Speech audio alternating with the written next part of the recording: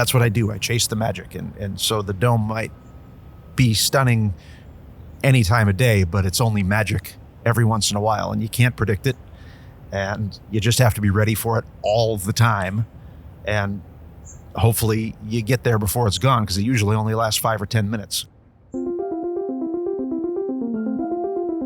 You're listening to NDWorks, a podcast for the Notre Dame campus community, produced by the Office of Internal Communications. We're the team that brings you NDWorks Weekly, NDWorks Quarterly, The Week at ND, and a passion for sharing clear, concise, and interesting information with faculty and staff of the University of Notre Dame. I'm Natalie Davis Miller, Managing Editor for NDWorks, and I'm glad you're listening. Our guest today is Matt Cashore, Photography Program Director in Brand Content. Matt has been a part of Notre Dame for over 30 years, first as a student and as a staff photographer.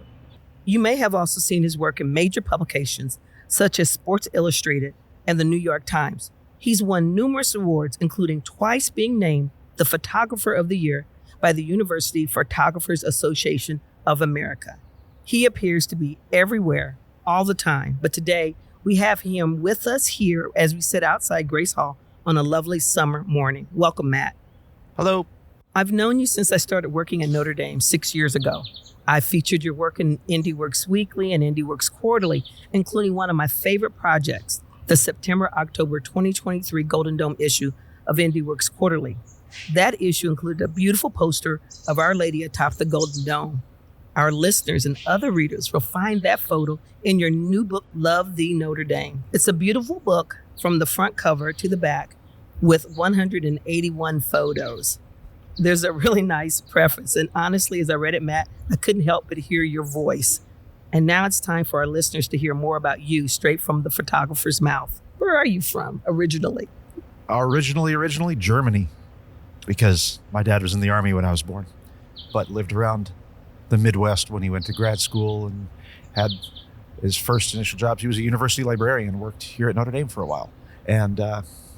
And he's retired. And then I grew up around the Midwest, went to high school in Lincoln, Nebraska. And then a lot of my family had gone to Notre Dame, and it just seemed like a natural thing to apply to Notre Dame. Didn't apply anywhere else, got in, and graduated in 1994 and kind of stuck around. I have one memory of walking into a basketball game 2 or 3 years after I graduated, and usher stops me. "When are you going to graduate?" I'm like, "Well, I already did. I'm not going anywhere. Sorry, man." So how long have you been a photographer at Notre Dame? I've been a photographer at Notre Dame since day zero. My cousin, who was 2 years ahead of me, was the yearbook editor-in-chief and recruited me to photograph my own first-year orientation.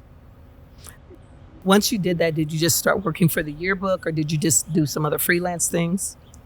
Yeah, it was mainly yearbook. I did a little bit of the Observer and Scholastic. My sophomore, junior year, someone from Notre Dame Magazine calls out of the blue and says, "Can you take a photo of a professor for our next issue?" And sure. And that was Don Nelson, the art director. And that's how I met Don and Carrie Temple and Julie Edel, and began my relationship with Notre Dame Magazine that continues to today.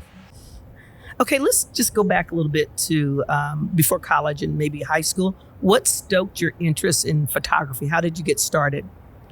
When I'd taken art classes in elementary school or junior high, I was always frustrated that I couldn't draw what I was seeing in my head. And my high school had a fine art requirement, and I was kind of thinking, well, I've always not exactly enjoyed my earliest attempts at being an artist, so how can I fulfill this requirement? And then going down the menu of options, photography was on the list. I was on the school newspaper at the time, and I thought I can check off this fine art requirement and maybe do a little extra at the school newspaper if I take photography. And then that was the key that unlocked, hey, the picture I see in my head, I can get on paper through a camera. And so I got hooked immediately, and knew that I wanted to do something photography related for a career going back to high school.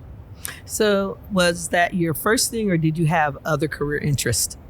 Well, I would say my earliest career interest was to be a pilot, but then wanted to go to the Air Force Academy. And then in 6th grade, when I couldn't quite see the numbers on the clock on the other side of the room, and I found out, you can't be an Air Force pilot if you're nearsighted. Well, that sort of killed that ambition-ish. So did you give up altogether on anything to do with planes and lean all into photography, or do you have any other outside interest? Oh, I didn't give up on planes. Rediscovered that later in life. But in what way? By pursuing a private pilot certificate when I was in my mid-20s. And I've kept that up. So I've been a private pilot for close to 30 years now. Oh, that's kind of cool. Okay, so you've been at Notre Dame for, did you say the better part of 30 years? Well, it's been almost exactly 35 years since I first showed up on campus as a first-year student. Okay, Matt, I have a couple of questions for you. First, 1842. So, first, where in the world has Notre Dame taken you? Notre Dame, being a global research university, has activities, satellite campuses, research all around the world, and I'm lucky enough to have been asked to make pictures at many of those locations. So China, Ukraine, London, Uganda, Havana, Jerusalem, Calcutta. I could go on. Rome, yes. Vatican City? Yes. Have you been in the presence of the Pope? Any of the popes? A couple of times, yes. Okay, that's awesome. Very, very fortunate. Have you had any tricky assignments, either getting there or just taking the photo or anything like that? Well, it's always a little tricky when you have high-profile guests like the president or a Supreme Court justice or someone who's going to have some of their own security, or you're going to the Vatican and you're not quite sure, is it okay to step here? Can I run in front of the group and get the picture looking down the hall? Or that guy in the pajama-looking outfit, you know, he's probably actually a lot tougher than he looks. I don't think I want to make him angry. And, you know, so there's always just a little bit of being in an unfamiliar place. You're not quite sure what the rules are and how far you can bend them to get the picture. So in addition to cool places you've been and people you've met, what has been a really interesting assignment? Well, personally, one of my favorite assignments I've ever had on behalf of Notre Dame was a year ago when Notre Dame magazine gave me the treat of going on board the USS Harry S. Truman for 24 hours, flying on board a carrier about 100 miles off the Atlantic coast and spending a day on the ship, seeing the flight operations, and then catapulting off the next day. That was the experience of a lifetime for sure. How many hours were you there? 24, almost exactly. 24 hours, so there and back. Where is it located? The USS Harry S. Truman was doing training about 100 miles off the coast of North Carolina. I asked them where exactly we were. They said, that's classified. Okay. 100 miles off the coast will do.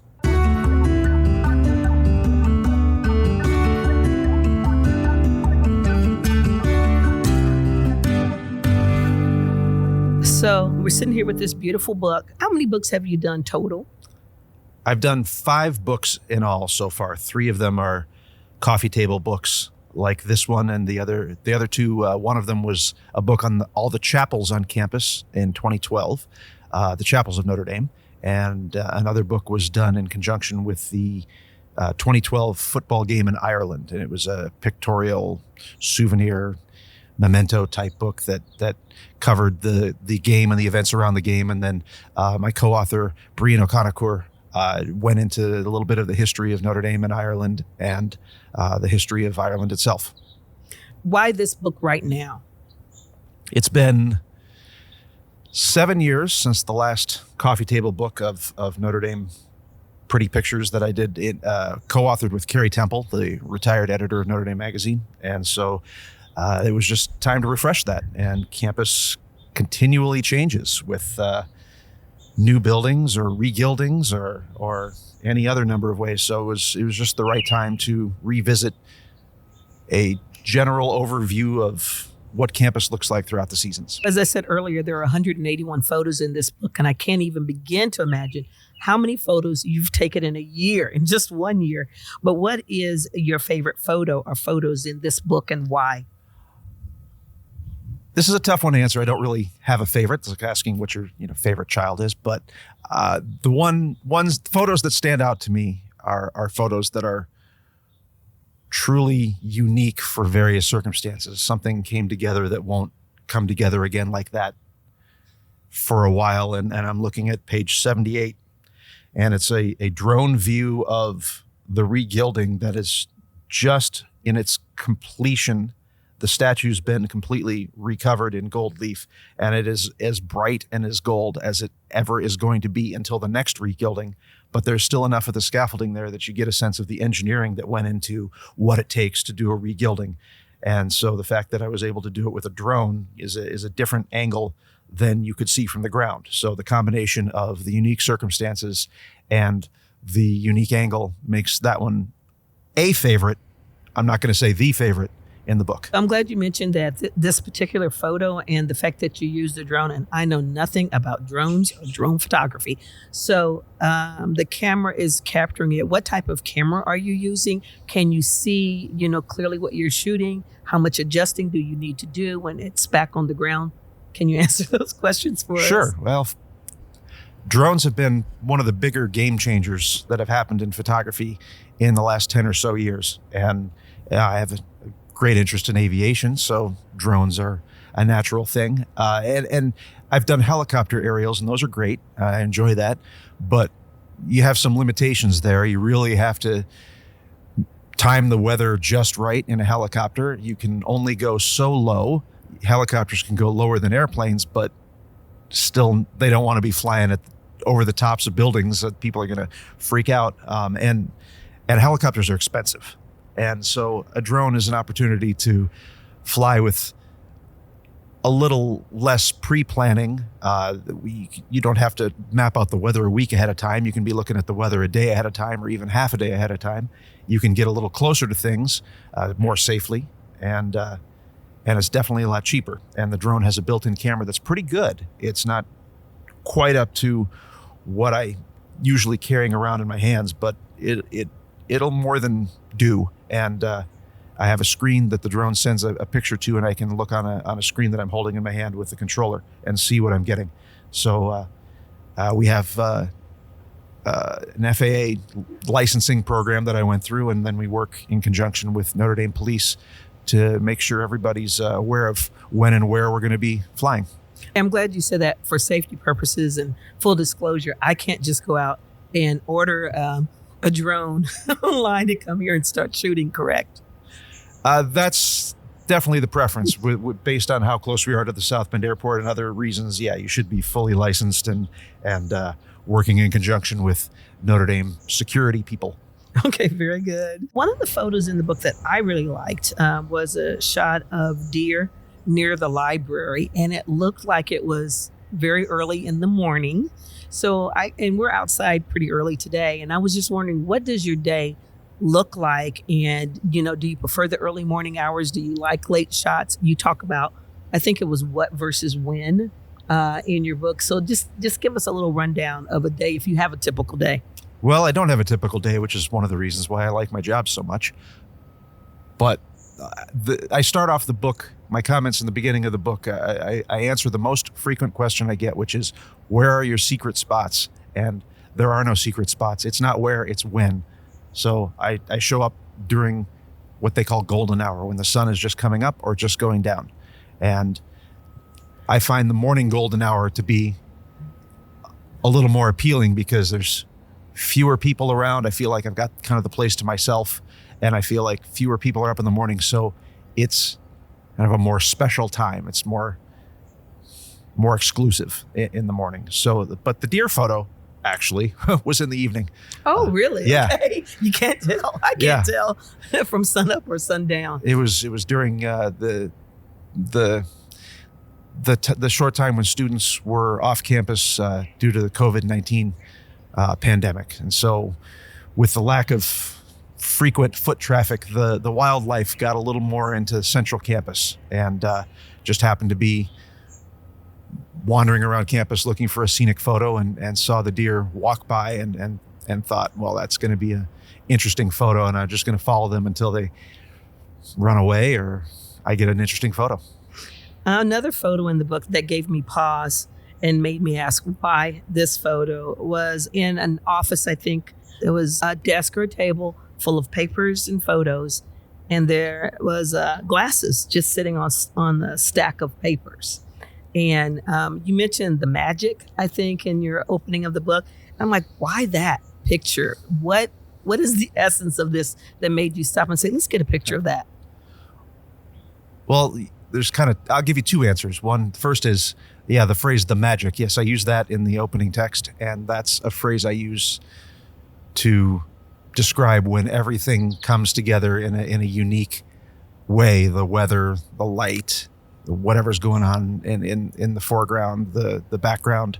And that's what I do. I chase the magic. And so the dome might be stunning any time of day, but it's only magic every once in a while, and you can't predict it. And you just have to be ready for it all the time. And hopefully you get there before it's gone, because it usually only lasts 5 or 10 minutes. A rainbow comes out, it's only lasts 5 or 10 minutes. A passing storm, well, it's going to be, raining and unworkable until it's just about gone. And then the rain stops and the sun peeks back out and the storm clouds and the sun come together for a dramatic background that doesn't exist any other time. So that's what I call the magic. Now, the glasses on the papers, wouldn't exactly say that was magic, but I thought it was a storytelling moment that kind of amused me. I was going through Jenkins Nanovic Hall on my way to, I think, to photograph a portrait, a faculty portrait or something like that, and just happened to see a door open to a faculty office with all those stacks of papers. And I don't know if they were exams or professional journal articles or what they were, but the glasses on top sort of suggested that this faculty person was going to read all of that. And I thought that was sort of intimidating and amusing and storytelling, and the light was coming through the window in just the right way that I thought it was a nice pictorial that I thought, well, yeah, sure, I'll take 5 seconds and make that picture on my way down the hall. I think that sometimes when you have things like that happen, we think that's luck, or, there's a saying that says fortune favors the prepared. You say photography rewards persistence. Yes. And I think that's a lot more of that going on here than just luck or being in the right place at the right time. I'll take luck when I can get it, though. Don't think I'll turn it down.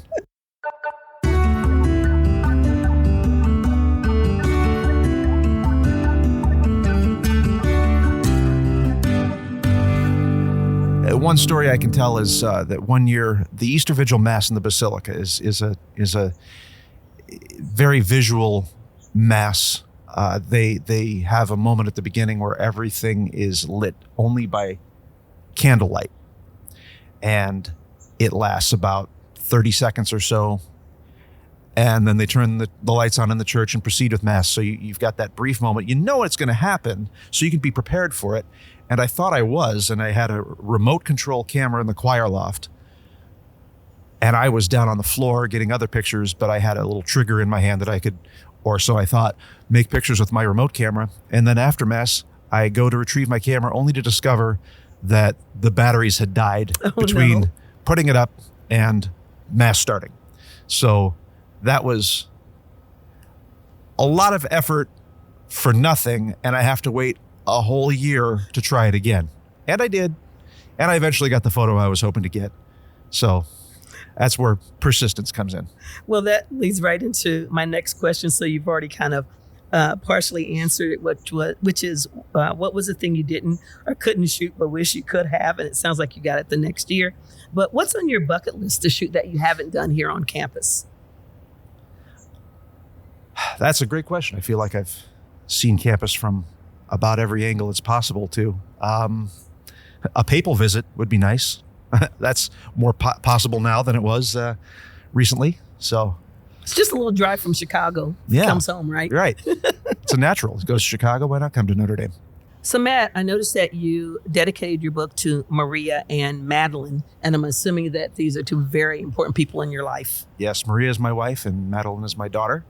And I'll tell you what, many of the pictures in the book wouldn't exist without the support of Maria, because a lot of these photos require running out of middle of making dinner and the clouds are doing something interesting and you drop everything and run to campus and make a picture, or staying out well past business hours to go try and do something that results in a picture in the book, and without a supportive wife at home saying, yeah, that's no problem. Don't worry about making dinner. I'll finish that up. Then that picture doesn't happen. Not to mention all of your travel. How old is your daughter right now? Well, now she's 13 and a half. Yeah. When she was just born, I was on a trip to South Africa. And I kind of had this moment of like, oh, well, I'm a dad now. And dads are supposed to bring back souvenirs for their kids when they go on trips. So what can I get here in the Johannesburg airport? And they had these little finger puppets of African animals, an elephant, ostrich, a giraffe, and a cheetah. And these things are about 4 or 5 inches tall, and they fit on your fingers. And my, I think 6-month-old daughter at the time, I thought, well, she'll get a kick out of that. And they kind of became very beloved toys when she was very little.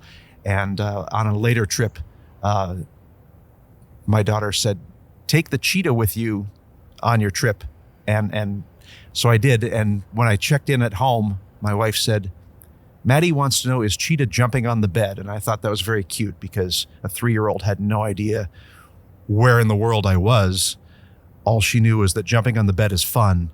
And so I thought, yes, Cheetah is jumping on the bed. And I made a picture, to kind of throw Cheetah in the air and try and make a picture before he lands and make a picture of him in midair. And then I started sort of a repetitive habit of taking Cheetah with me wherever I go. And so Cheetah has been to many, many places in the world: China, Ukraine, Jerusalem, many places. And Cheetah has kind of come to have his own social media following. And that's been fun. Okay, so does Cheetah have an account? Cheetah doesn't have his own account, but people will stop me and ask about Cheetah. So traveling with Cheetah continues, even though my daughter is well past 3 years old. So she may have outgrown it a little, but you haven't, have you? No. Okay. I don't outgrow things. Okay. So Matt, your book came out in August. Where can people find it? It's available at the University of Notre Dame Press's website, at the campus bookstore, or through Amazon. I do have one more thing to add. The previous books I've done have all been co-authored with someone who's doing the text, either Larry Cunningham in the case of the Chapel's book, or Carrie Temple, and in the case of my other coffee table books. And this is the first time I've done a book completely on my own. And so with that in mind, I thought people who might buy this book are probably photo enthusiasts or interested in to know technical details on the photos. So all the photos in the book do have the camera I used and the exposure info. And so people might get a little kick out of that. And I counted it up, and I used 13 different cameras in the making of this book. Between earliest photo in the book is 2017 or so, and the most recent photo was done in spring of 2025. Well, the fact that you flew solo, see what I did there? Flew solo on this book. Yes. Explains why when I read the preface, your voice was so strong in my head, because you wrote it like you speak, and I think that's very genuine. I think people will appreciate that. Okay, Matt, as we wrap up, I have one more question. What is the best part of your job? Yeah, I get asked this question a lot as well. And I think people expect me to say Notre Dame football, and Notre Dame football is great. But the best part of my job is the variety. I don't just photograph Notre Dame football. I don't just photograph sunrises and sunsets over the dome. I don't just do headshots. I do all of those. So it's this great in-between of sort of traditional journalism and traditional marketing. I get to meet all sorts of interesting people who have interesting jobs on campus. Yesterday, I photographed campus's piano tuner. Did you know we had a piano tuner? Well, we do. And he has a really interesting job, and he's a really interesting guy. And I got to hang out with him for an hour. And then another day, my job for Notre Dame might be to go on an aircraft carrier. That's pretty cool too. So the variety of everything is what makes and keeps the job interesting. Thank you so much for taking time to talk to us today, Matt. I really enjoyed it. It was my pleasure. I know people around campus really pay attention and appreciate NDWorks, so I appreciate the opportunity to be part of it. That's great. We'll be back next time with more news and stories by and for Notre Dame employees. I'm Natalie Davis Miller. Thanks for listening to NDWorks.